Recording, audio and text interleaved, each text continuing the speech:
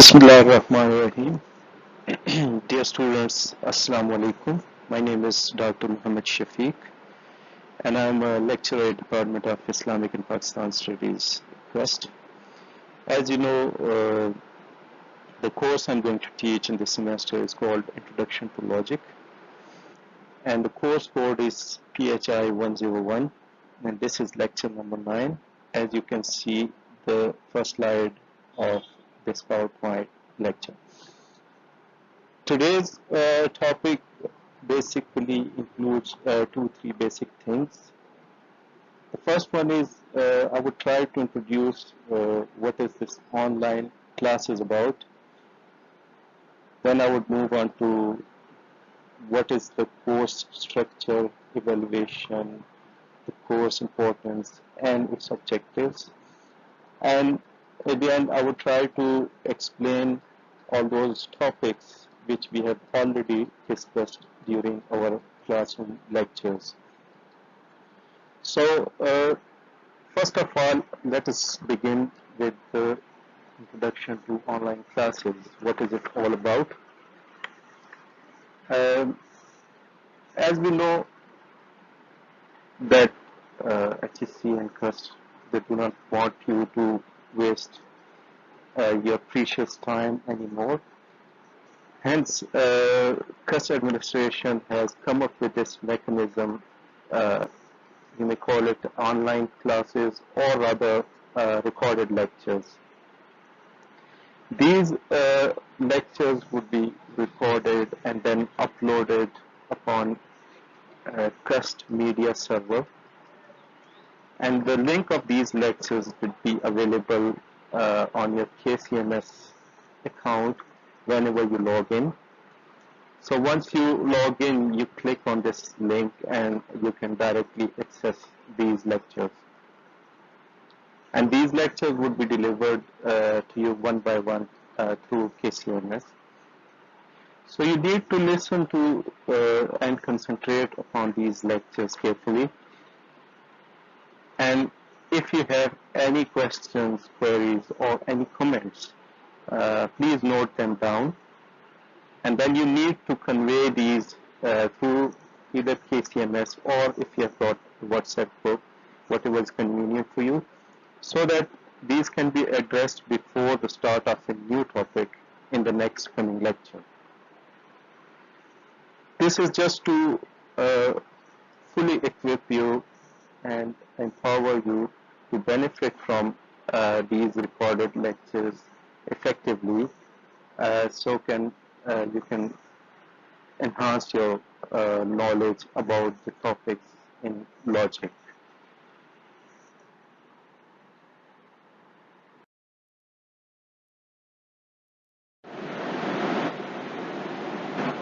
The next important thing I would like to highlight here is about the course structure, its evaluation, the importance of the course, and the objectives of this course. So first of all, the course structure. As far as philosophy generally and logic is concerned, basically it's pure theoretical course. That means it does not involve any lab works like you do have in your basic science courses. So it's purely theoretical, and you have to concentrate upon the lectures, notes, and the books in order to learn about the basic topics of logic. As far as evaluation is concerned, normally it is like course is evaluated through midterm test, presentations, assignments, quizzes, and final exam. Now, as far we don't really know how it's going to be evaluated, but we need to concentrate upon these online or recorded lectures in order to learn as much as we can, and then equip ourselves to with the basic concepts of logic. which will obviously help us to enhance our skills in learning scientific theories. The importance of course is as much as there would be any other course uh, in your BS program. Logic basically is the knowledge of all those basic principles and methodologies which equip us with the tools how to argue and how to compose scientific theories, whether it's natural sciences or social sciences. So the importance of logic lies in the fact that until and unless you don't know the basic rules of scientific theories, you won't be able to become a good scientist, which is obviously your sole purpose to be on this course. And objectives of Introduction to Logic course, as you know that in this semester you don't have too much time to study the whole uh, course of logic comprehensively.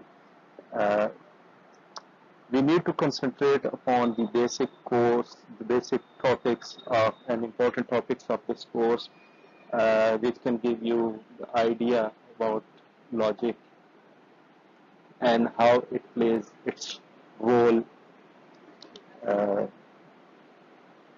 in the study of science. So the objective of this course is just to give you some basic ideas about logical concepts and how logic and science, whether natural or social sciences, how they are related and how they are important for each other. So by the end of this course, obviously you will be able to know the importance of logic and its role in all the scientific theories and contemporary contemporary progress of science.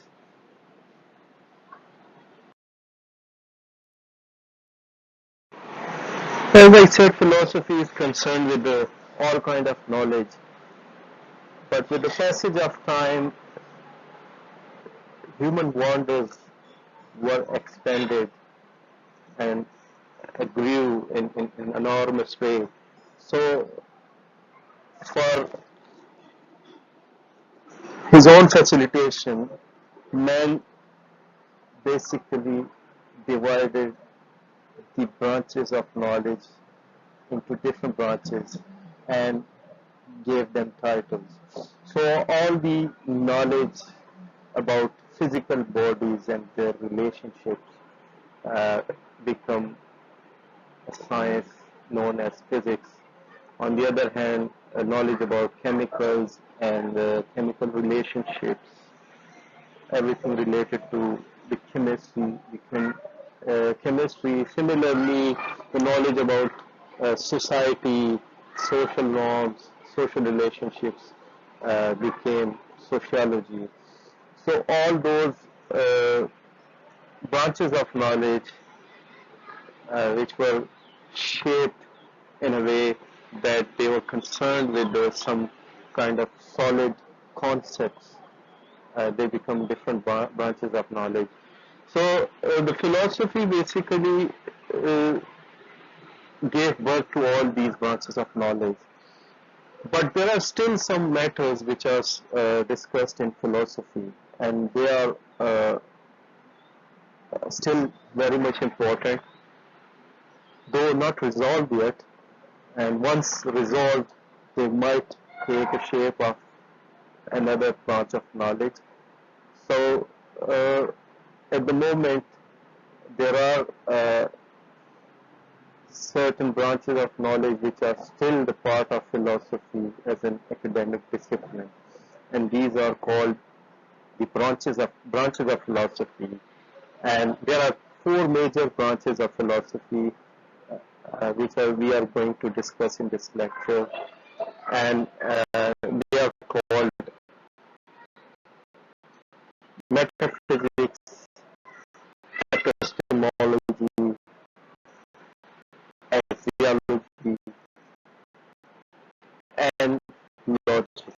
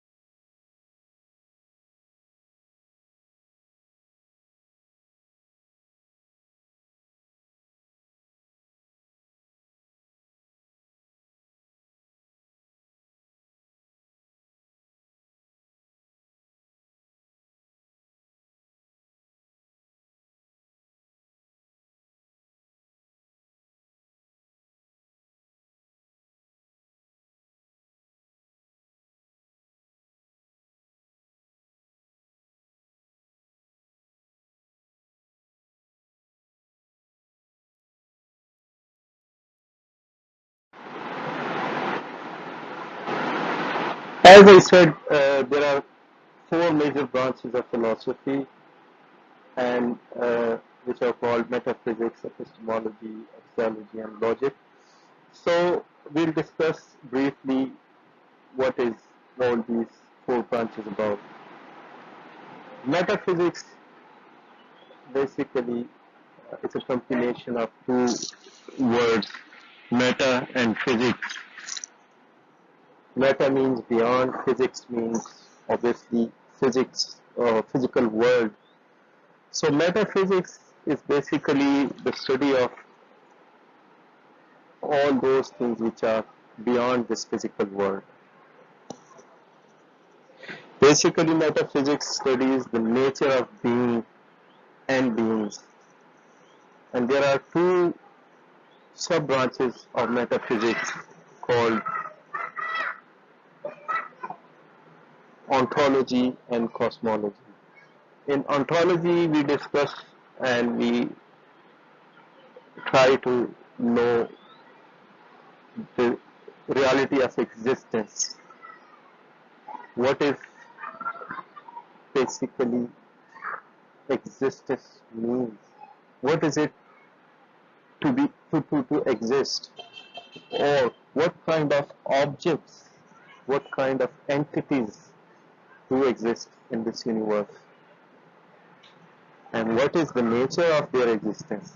Whether they are materially existent or they are ideally existent.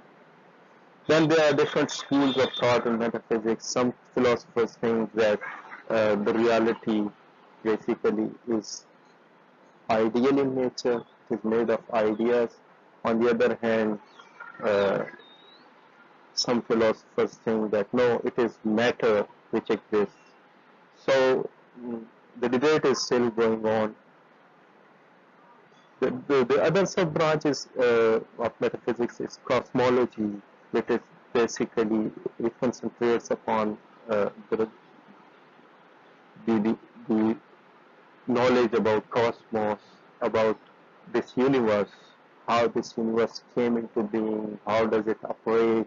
There are different theories whether it was created or whether it evolved to this current shape. Again, there are different schools of thought and different philosophers believe in different theories. Still, the matter is not solved and it's going on. Hence, it's a very much important branch of philosophy. So, in metaphysics, we try to dig out what is the reality of existence, what does reality mean, what is the reality of God, what is the reality of this universe, how does this universe operates, etc., etc. So, for the time being, this, I suppose, this brief introduction of metaphysics is enough, and we'll move on to epistemology. Epistemology is basically a branch of philosophy which discusses knowledge. Now, we always talk about knowledge. What is knowledge? Knowledge is power. We should gain knowledge, etc., etc. But philosophy tries to, this branch of philosophy, epistemology, tries to dig out what does knowledge itself mean? What do we call knowledge?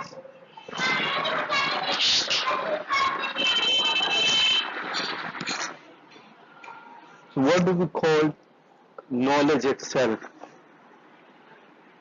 What is valid knowledge? What are the sources of knowledge? And what is the genuine knowledge?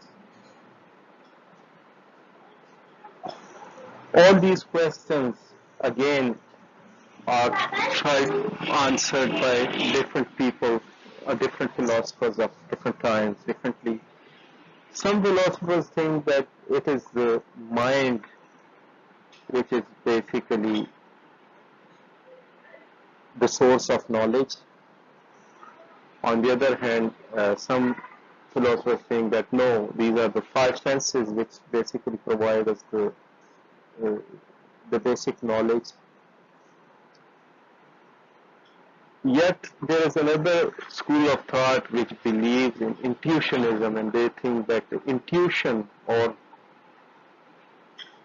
some unexplained source is there for knowledge.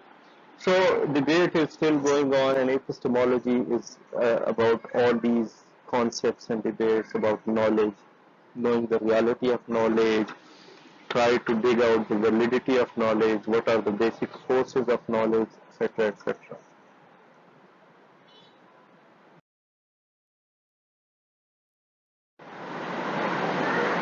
The third branch of philosophy is called axiology. And axiology is a branch of philosophy which concentrates upon the reality of values. Now, there are two kinds of values: aesthetic values and moral values. So, axiology is further divided into two sub branches, which is called aesthetics and moral philosophy. Aesthetics is concerned with the concept of beauty, the concept of ugliness, all these sort of things. What does it mean? What is beauty? What is a beautiful object, etc., etc. On the other hand, moral philosophy is concerned with the concept of morality. What does moral rules mean? Basically, philosophy has twofold nature. It has two main functions to play.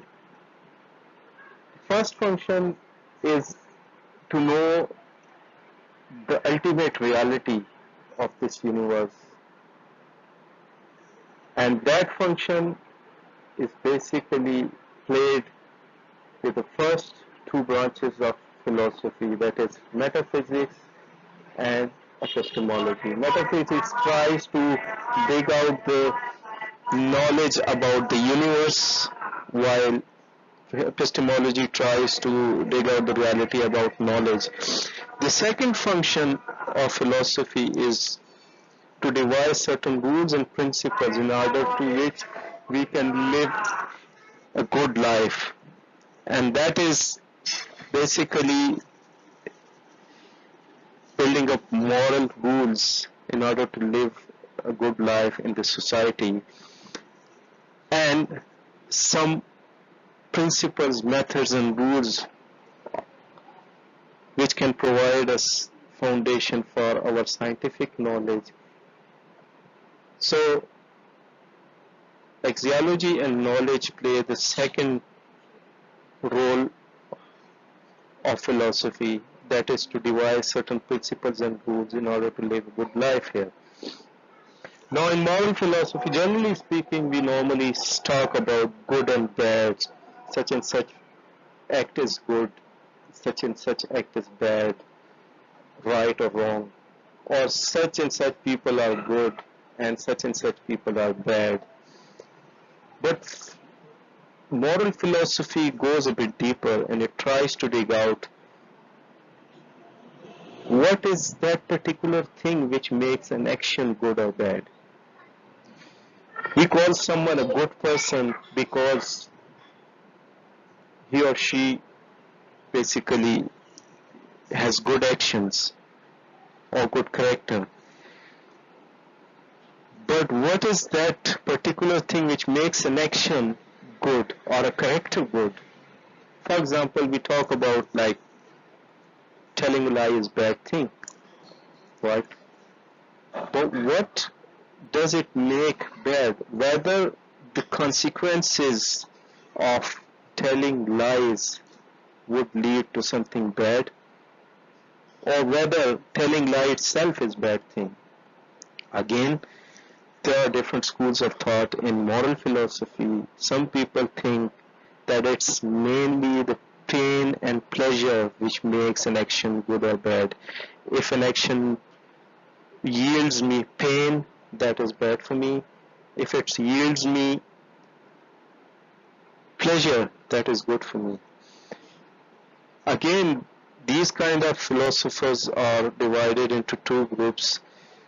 The ones who think that my personal pleasure and pain matters for the actions to be called good or bad. They are called egoists.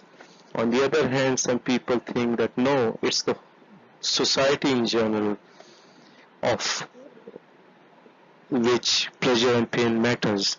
So if an action brings pleasure to society, that is a good action. If it brings pain to the society, that is a bad action.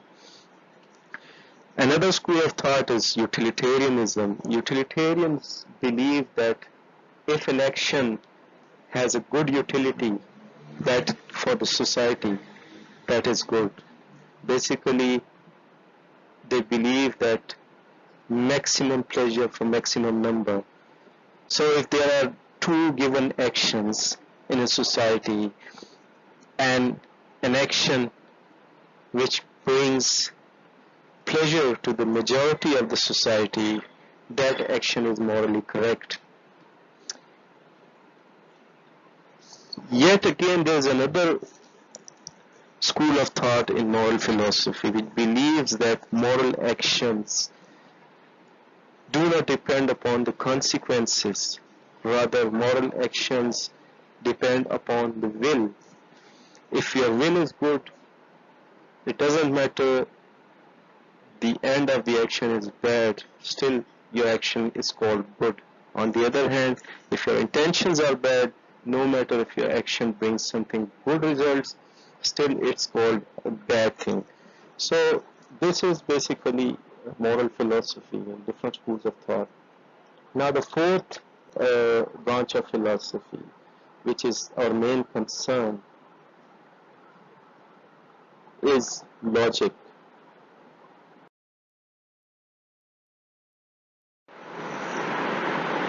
So the fourth branch of philosophy, which is logic, one of the very much important branch of philosophy, what is it about? Logic basically is the study of those methods and principles which are used to distinguish between correct reasoning and incorrect reasoning. Now that is a proper formal definition of logic. Now I'll try to explain the concepts in this definition. It is the study of those methods and principles which distinguish between correct reasoning and incorrect reasoning. So what is reasoning? That is the key in order to understand the main definition of logic.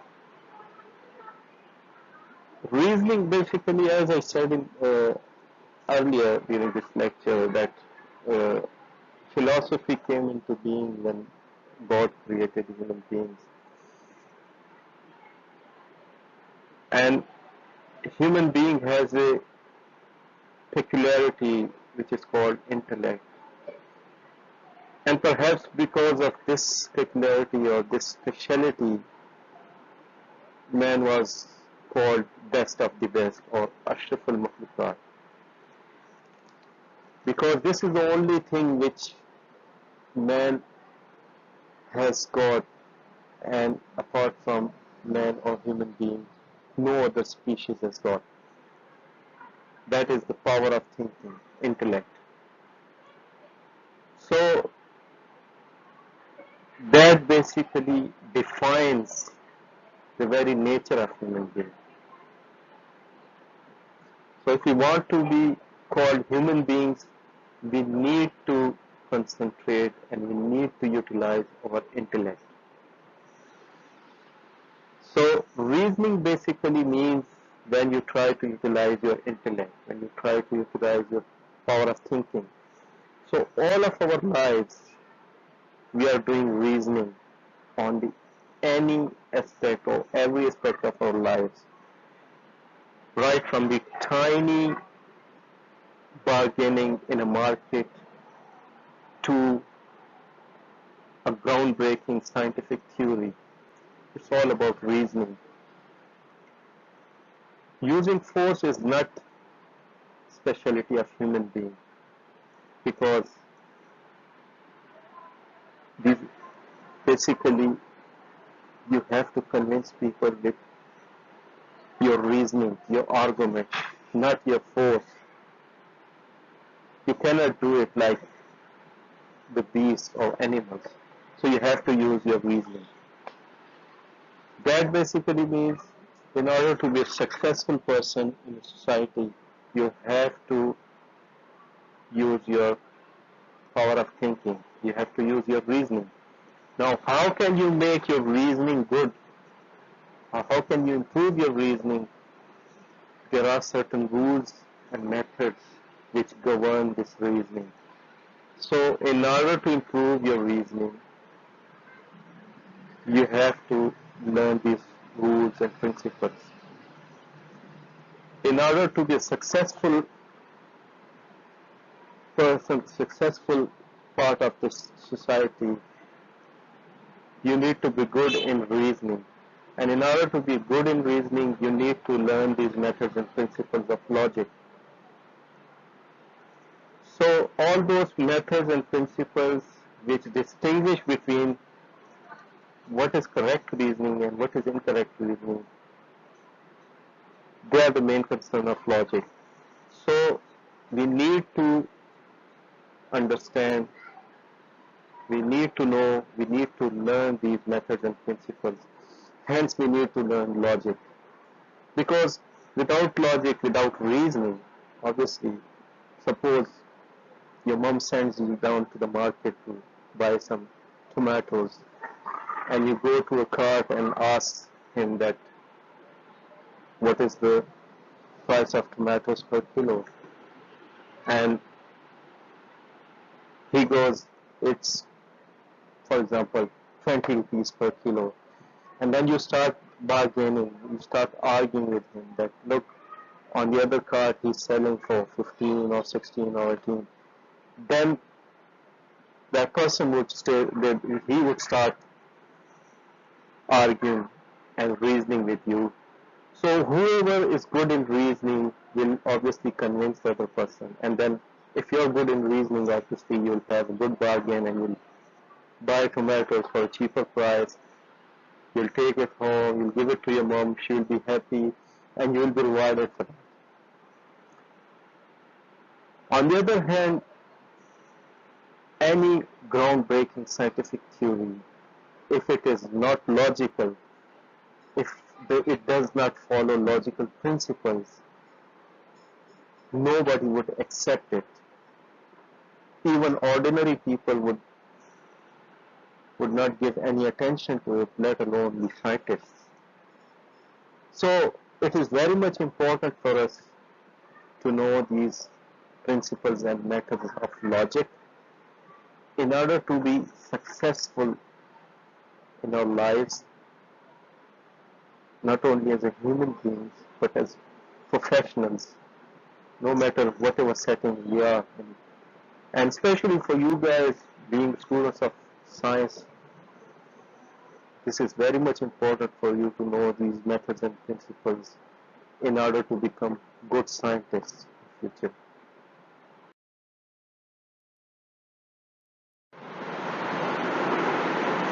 We have already discussed in our classroom lectures about the subject matter and scope of logic, but I would try to explain it briefly again, just to remind you a few things. The subject matter of any subject is particular thing about which that whole discipline is about. Like, as I said earlier, subject matter of physics would be physical bodies and energy and the relationship of physical bodies. Similarly, the subject matter of botany would be plants, chemistry would be chemicals, psychology would be human behavior, and so on. So what is the subject matter of logic? For that, we need to understand the term logic. Logic comes out of the Greek word logos, which means words and thoughts. Now, if we talk about only words are always part of a language. So language might claim that this is the subject matter of that word, that language. I mean, if we utter a word of English, that would be subject matter of English language. If you utter a word of Urdu, that would be subject matter of Urdu language. On the other hand, thought processes are basically the concern of psychology. So, what is the subject matter of logic then? Logic basically is concerned when we put our thoughts into words and express them. So basically the subject matter of logic is our ideas expressed through our words in order to convince people. So that is basically the subject matter of logic, and that also defines the scope of logic. The scope of logic is quite broad, as I gave you the example earlier, that right from a layman's life to a highly qualified and scientist, scope of logic is quite vast. You cannot confine it to any particular subject or any particular field.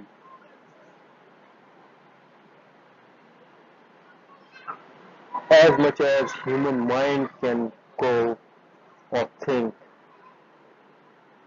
so goes the logic, because it is concerned with the human thinking, reasoning, putting your thoughts into words and then expressing them. So basically, logic is involved in all the disciplines, all branches of knowledge, and without logic we cannot survive at all. Hence, we need to learn logic and we need to know these methods and principles. For your convenience, I have added a couple of books in this last slide of this lecture, which is Introduction to Logic by Coffey and a brief introduction by Hurley. You can find these books in the library and also available online quite conveniently. So for the time being, I'll say goodbye to you, and I hope you'll have some questions which you can convey to me through KCMS or WhatsApp group, and I would address those questions before starting a new topic in the next lecture. Till then, thank you very much, and Allah Hafiz.